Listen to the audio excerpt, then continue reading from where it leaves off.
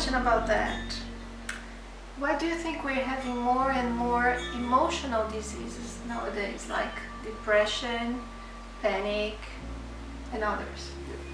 So it fits with what, in a sense, we're talking about is when we're getting more and more disconnected from the energetics of our soul, and we'll divide consciousness into the unconscious, which is where we connect to the soul and ultimately to God, and then we have the subconscious, and then we have the conscious. When that disconnection's going on, it's a disharmony.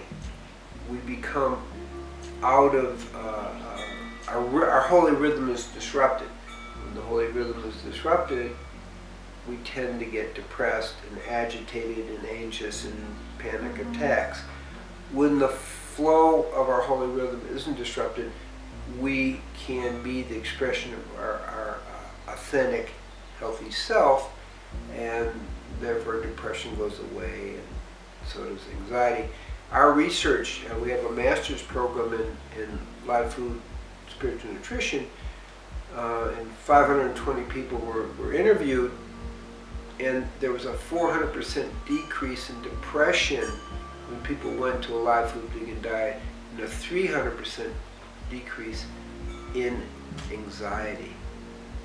So it's very significant what happens, because what's going on when you eat this way, your neurotransmitters and your brain biochemistry, or let's say your neurochemistry, naturally returns to the optimum, and the depression and anxiety fades out.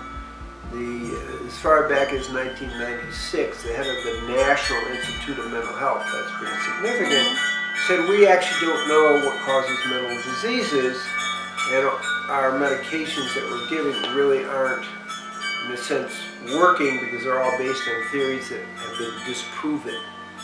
What we do know is when you're eating in a healthy way and living in a healthy way, you start reconnecting up your soul, your soul unconscious level with the subconscious and with the conscious, and that way we come back into balance. So our neurobiochemistry comes into balance, our neurotransmitters comes into balance, and literally depression, anxiety significantly fades. 400% for depression, 300% for anxiety. That's very significant. Very significant.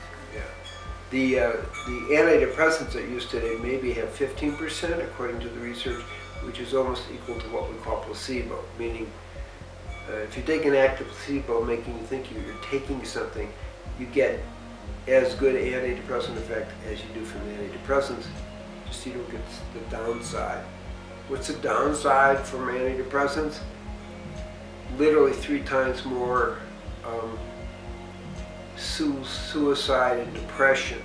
That's a pretty big downside. Thanks, Peter. And I'll just say I'm looking at that as not only as a holistic physician, but as a trained psychiatrist. So I'm quite familiar with the effects of the drugs have on people and the lack of results ultimately with these things. I see that not only the emotional diseases are becoming epidemic, but so many others. Here at the Tree of Life US, you have a whole, you receive people from all over the world, and we've had people come from 126 different countries. Wonderful. And they heal diabetes, among other diseases, heart diseases, emotional diseases, as we mentioned. Right. Chronic diseases, our work is with chronic disease, because when people come back into balance and they start eating in a good way and living in a good way and breathing, so you're able to hold the life force, we naturally start to return to health. What's important about that, research done in Sweden by Dr. Kola, actually shows that at any age, people can return to optimal health. That's really exciting. And what we know about that is more modern research is what we call the epigenetic memory, which is the interface between the environment and our hardcore DNA, the epigenetic, are the controls of the DNA. So when we change our lifestyle, we change our diet, we're upgrading our epigenetic effect, and actually it has a very powerful effect. I mean, I've literally had people come in, a lady came in 92 years old, she had type 2 diabetes, she had high blood pressure, she was in a wheelchair from arthritis, and she was on 13 different medications. After 3 weeks of the live food diet, she was out of her wheelchair, no longer had diabetes, and no longer had high blood pressure. And I saw her a year later, and she was fine. She maintained it. So that's age 92. At any age, we can turn this around, and there's enough research to do it. So we don't have the excuse, oh, I'm too old to change. At any age, or let's say up to 92, we're seeing dramatic changes in people if they so choose. That's the exciting thing.